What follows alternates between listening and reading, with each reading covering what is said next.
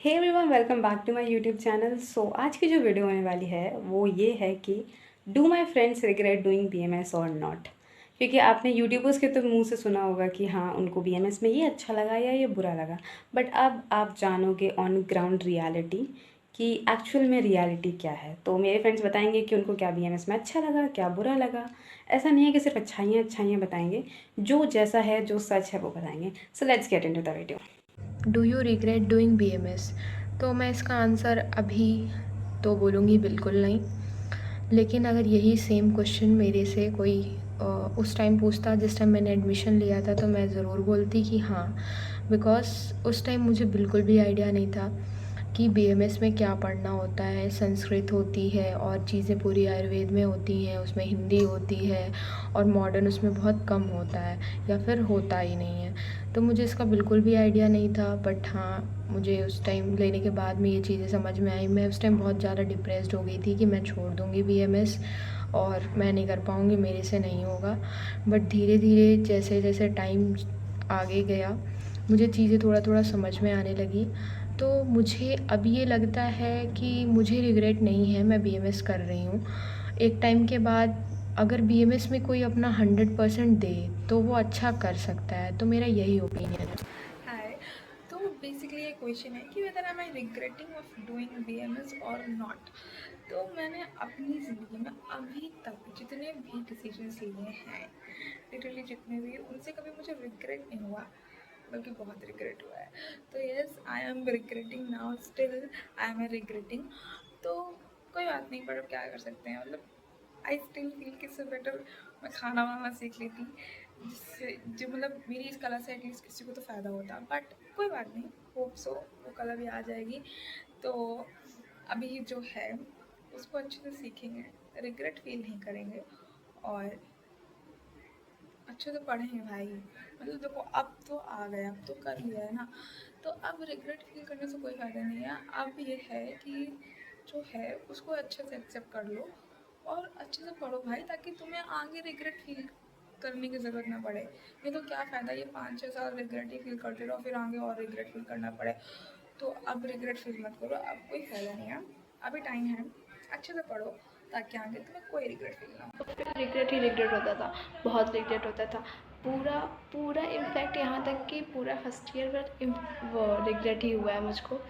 फिर उसके बाद ये क्या हुआ कि अब ये था, फिर सारे टीचर्स वगैरह आते थे, किसी का लेक्चर हुआ, सेमिनार वगैरह अटेंड किया, तो फिर ये था कि लोग बीएमएस करने के बाद भी बहुत कुछ कर रहे हैं। जैसे कि बीएमएस करने के बाद भी अपना मतलब प्रैक्टिस कर रहे हैं और भाई प्रैक्टिस करने में अच्छा खासा कमा रहे हैं। 1-1 लाख का पैकेज है उनका और बहुत अच्छा कर रहे थे वो। और फिर एमडी, फिर ये है कि पीजी करने के बाद आप कुछ भी कर सकते थे। तो फिर ये हुआ कि हाँ चलो ठीक है, अब तो ठीक है। फिर सबको सुनते थे कि कहीं कुछ हो रहा है, बीएमएस करने के बाद भी स्कोप है यहाँ वहाँ। तो फिर सही लगा, ये था कि चलो ठीक है करते हैं। फिर जब सेकेंड ईयर में आए तो फिर हाँ रोग निदान वगैरह पढ़ा। रोग निदान और रसशास्त्र में दवा ववा बनानी सीखी हम लोगों ने, बहुत सारी पिस्टी वगैरह, मर्दन वर्दन, ये सब चीज़। फिर उसमें इंटरेस्ट आने लगा। फिर अब तो अच्छा लगता है, अब लगता है कि हाँ चलो ठीक है, बीएमएस करने के बाद भी हम लोग कुछ कर सकते हैं, तो अब अच्छा है। पहले तो बहुत रिग्रेट होता था शुरू शुरू में। तो मेरा क्वेश्चन क्या था कि क्या आप बीएमएस करके उसको रिग्रेट कर रहे हैं? तो मेरा सिंपल सा आंसर है कि बिल्कुल नहीं। तो बीएमएस ऐसा नहीं है कि हम बीएमएस को डायरेक्टली एकदम लिंक कर दे रहे हैं आयुर्वेद से। मान सकते हैं कि पूरा आयुर्वेद ही है, बट आज के ज़माने में आप लोग देख रहे हैं कि बीएमएस का स्कोप आफ्टर कोरोना पीरियड काफ़ी हद तक बढ़ गया है। ऐसा नहीं है कि आदमी डेली लाइफ में आयुर्वेद को यूज़ नहीं करता है, काफ़ी यूज़ करता है, बट उसको नॉलेज ये नहीं है कि वो हम किस सिद्धांत से यूज़ कर रहे हैं।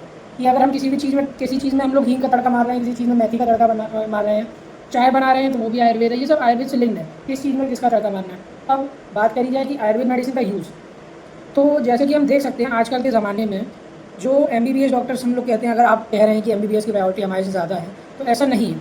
क्योंकि एमबीबीएस डॉक्टर मेनली, जैसे मान लीजिए गायनेकोलॉजिस्ट की अगर आप तो सिरप्स देखेंगे, कोई भी अगर फीमेल की शिकायत होती है कि हमारा मंथ डिले आ रहा है या पीरियड्स डिले हो रहे हैं हमारे, या उसका कुछ गड़बड़ है रेगुलेशन में, तो जो सिरप्स यूज़ किए जाते हैं उसकी इंग्रेडिएंट्स की आप एक लिस्ट देखेंगे अगर, तो इंग्रेडिएंट्स में ज़्यादातर क्या, सारे ही इंग्रेडिएंट्स आपको आयुर्वेदिक मिलेंगे। ऐसे ही कई लिवर टॉनिक्स आते हैं कि उनके भी इंग्रेडिएंट्स ज़्यादातर आपको आयुर्वेदिक मिलेंगे। कई चीज़ें ऐसी हैं जिनको हम लोग यूज़ करते हैं, कंज्यूम करते हैं, पर हमें पता ही नहीं है कि ये आयुर्वेदिक चीज़ है।